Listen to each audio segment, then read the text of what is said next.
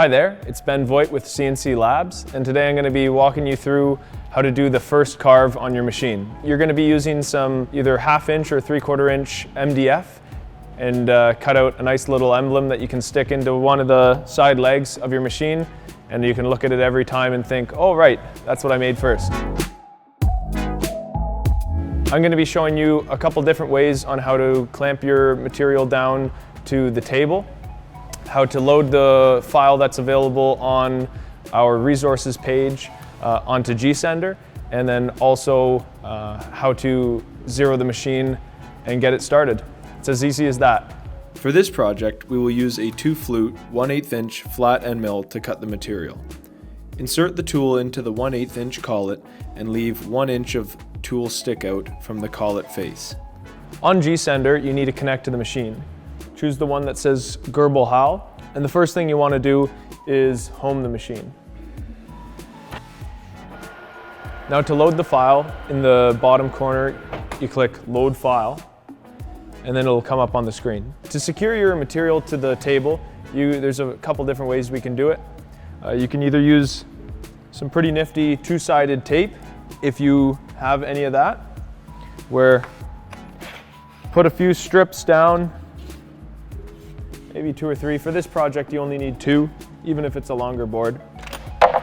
You can use a drill, put 3 or 4 screws in to the extremities of your board. Or if you've got the T-track system like this machine does here, then it's as easy as using a couple of these clamps. For this project, make sure the piece of MDF you use is about 6 inches by 6 inches, and like I said, either 1/2 inch or 3/4 inch thick. Use the jog function to bring the spindle over top the front left corner of your material. Justify the spindle inboard from the material edge by about 1 inch from each edge. The rapid's pretty helpful, but once you get it close, use the normal speed. Yeah, so like I said, just make sure that you've got about 6 inches available on the width and length of your part. Once you're happy with the location, you can set the 0. For X and Y, it doesn't really matter where you put it, so long as you have enough room to float. We're going to use the standard probe to set our Z0 on the material surface. So you've just got to make sure that the spindle is over top of aluminum plate. Touch for continuity.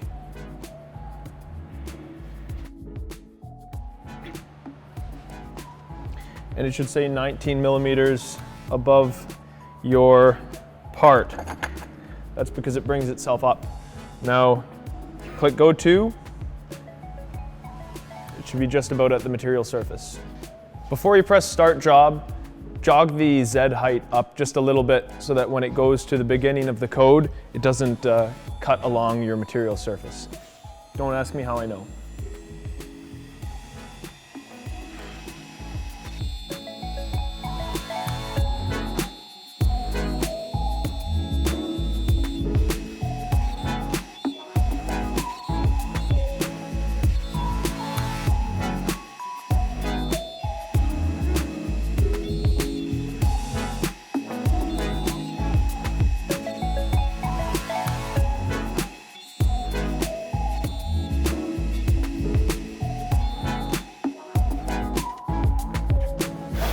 There you have it. The machine does all the work.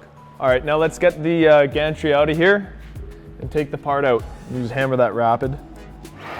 Jeez! Yep, these T-slots are nice.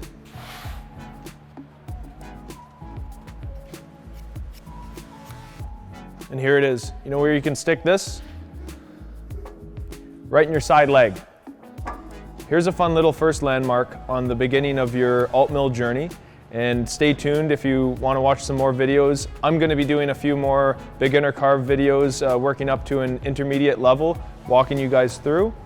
So please like, subscribe, and tune in to watch some more. See you soon. See you soon.